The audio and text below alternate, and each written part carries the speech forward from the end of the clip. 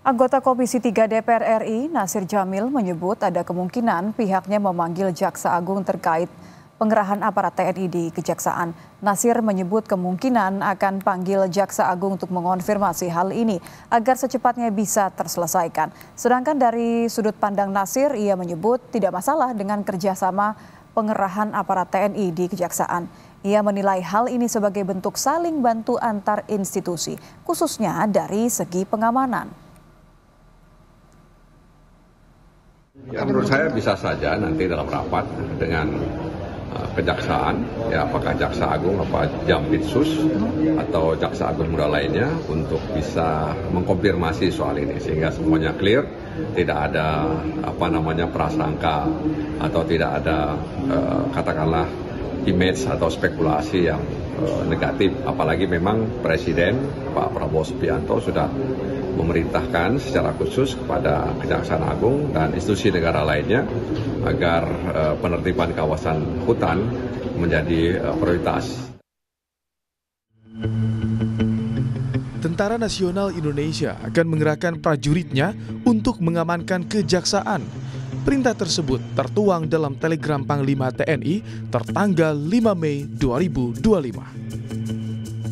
Penjagaan TNI di Kejaksaan Agung dan Kejaksaan Tinggi ini mendapat sorotan dari masyarakat.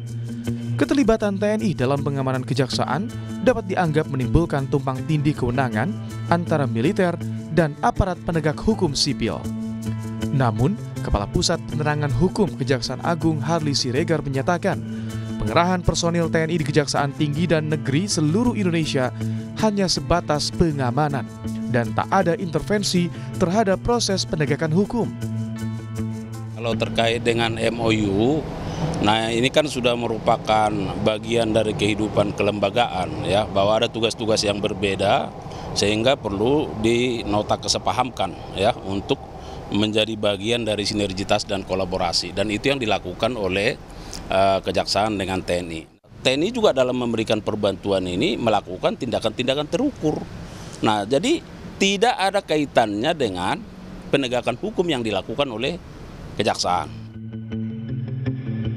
Kapuspen TNI Maijen Christo Mesianturi menyatakan kerjasama antara TNI dan Kejaksaan sudah ada sejak 2018 dan diperbarui pada tahun 2020 dan 2023. Ia menegaskan pengamanan tersebut merupakan bagian dari kerjasama pengamanan yang bersifat rutin dan preventif.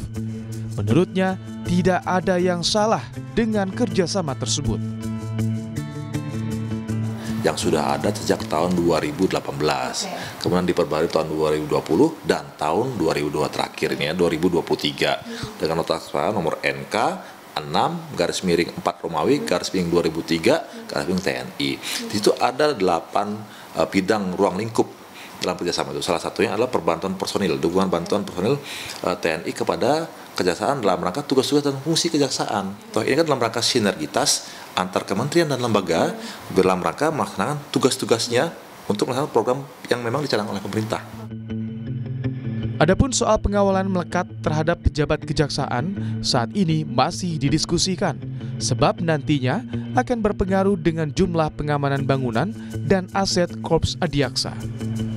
Nantinya jumlah personil TNI yang akan bertugas diatur dalam kelompok terdiri dari 2 hingga 3 orang sesuai kebutuhan. Tim Liputan, Kompas TV.